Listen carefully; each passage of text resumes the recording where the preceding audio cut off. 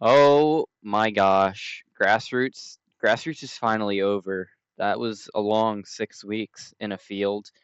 Um, we live there. We do a lot of stuff there. Uh, like a lot of stuff. So here's some pictures. Yeah, we set all that up so that people can camp. It takes forever, and I guess I'll show you some of the process. And I even have a time lapse of everybody showing up and everybody leaving at the end.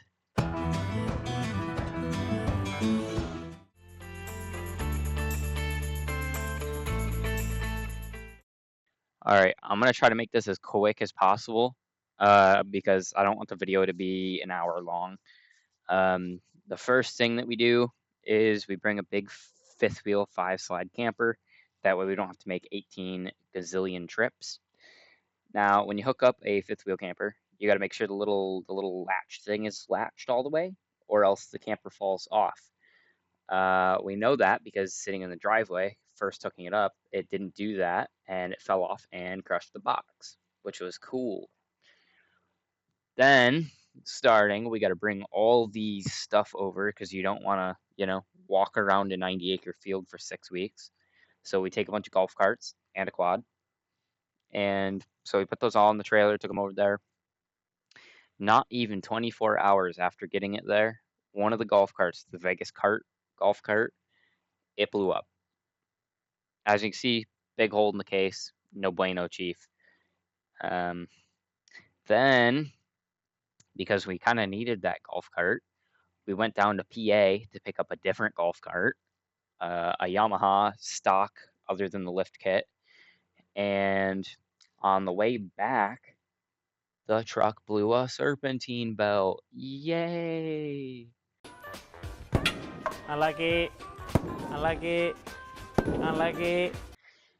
So that was like an hour and a half away at like 8 p.m. So nothing was open, not even in Napa. So we had to sleep in the truck at a gas station, and then got a serpentine belt to get back to the truck and put it on, and the rest is history. We're back here. Oh yeah, here's a blurry picture of what our base looks like. As you can see, you got the big tent. It's a 30 by 40 canvas tent. And then you can see we got the golf carts there, and there's a Toro Groundmaster. I'll talk about it more later. We get a porta potty. There's the box truck. I don't know if I'm gonna make a video on the box truck. I might. It's kind of my dad's thing. And then we got the trucks and stuff.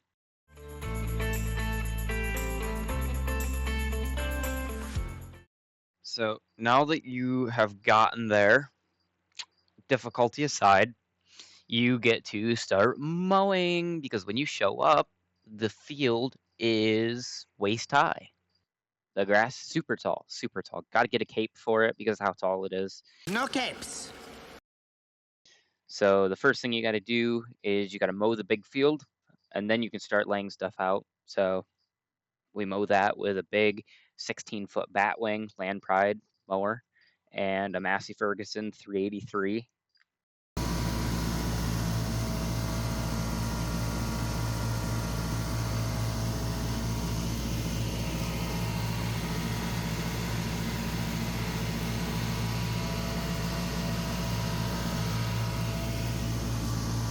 Life could be a dream. Shaboom, if I could take you up in paradise up above. Shaboom, so tell me, darling, I'm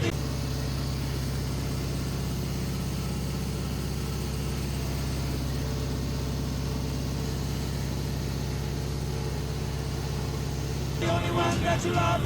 Life could be a dream. Sweetheart, hello, hello again. Shaboom, and hope we meet again. Boom, boom, boom. Ding-a-ling-dong, a-lang-a-lang-a-lang.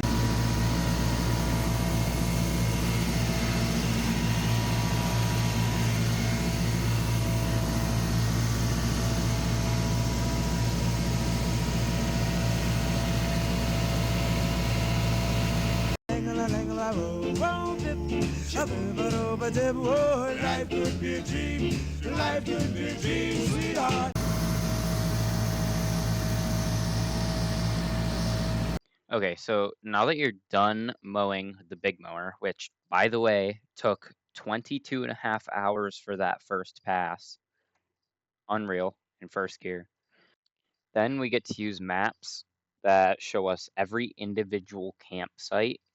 Then they give us maps with individual foot markers for every single line in the entire field. And they're pretty much all different, which is cool. Very cool, very cool. So when you start laying out, you got to find the driving lanes, and we do that with these control points that we made. We stuck them in the ground in every intersection. And then you get to mow those with the Toro Groundmaster. It's like I think it's a 455D, something like that. It's pretty good. It's pretty good. Unfortunately, though, using that, because apparently this was the year of wrong things, one of the pulleys decided that it was going to fail, and the bearing shot. Like, there's no bearing left. So that was cool. That slowed production, but life goes on. Now that you have gotten all the driving lanes done, you get to mow the big field again.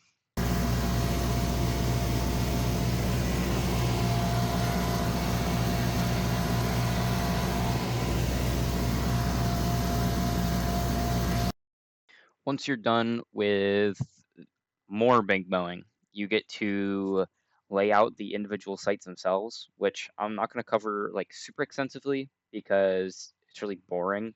But you basically just measure off the driving lanes, the exact measurements that are given to you in the map.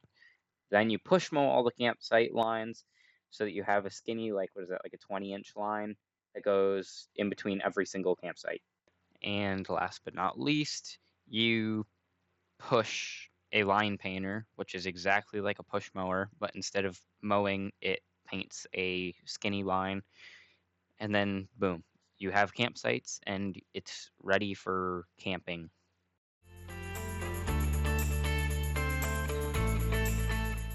All right, so now that most of the big tasks are done for, we get to have some fun almost. I mean, compared to mowing, it is kind of fun. The first thing that we did this year was we moved a couple of things that were really big. So, for instance, we moved this. The truck was somebody else's, a company's, and the trailer brakes were shot on it. There was a leak in one of the hoses, and rather than fix the hose, let's just pick it up with Gale. It'll be fine. So we drug it all the way to the other end of the field, basically. We also get to put out the little signs right there, as you can see, and you can also see some of the painted lines and mowed lines that we did. After that, a couple times we went to the creek over there and the falls. We went walked around, did some sightseeing. We also dug in and put some light poles, which was pretty fun.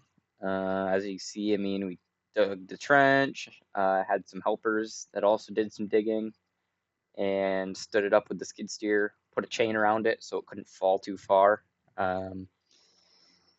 and put them in there. Very nice. They got LED lights.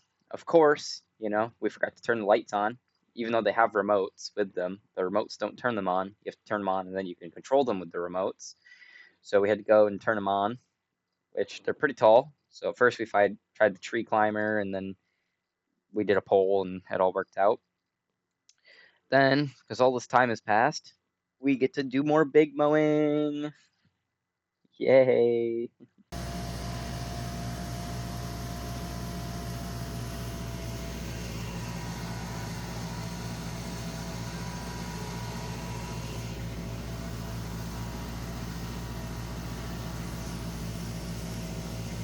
Now that we're done with the big mowing, we get to play with some more stuff. They have this old fire truck that we got running. They used to take it on site and spray the crowd down during the hottest part of the day. And we got that running, and we even got to make the siren go a little bit.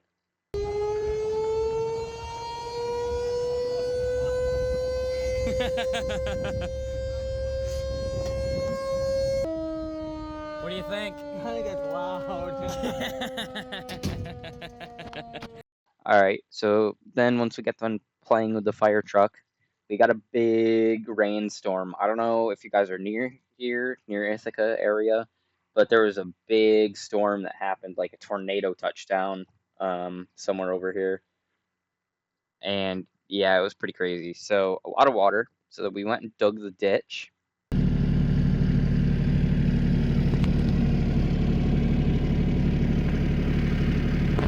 I went through over there and I pushed the cattails out of the way, trying to learn where it was. And then when I got to the top, I'm coming back through. I'm scooping. Let me get around.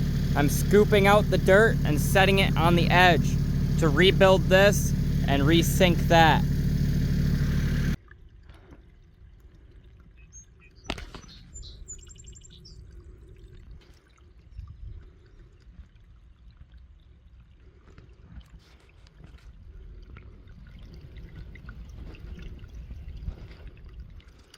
Well, we're draining the swamp.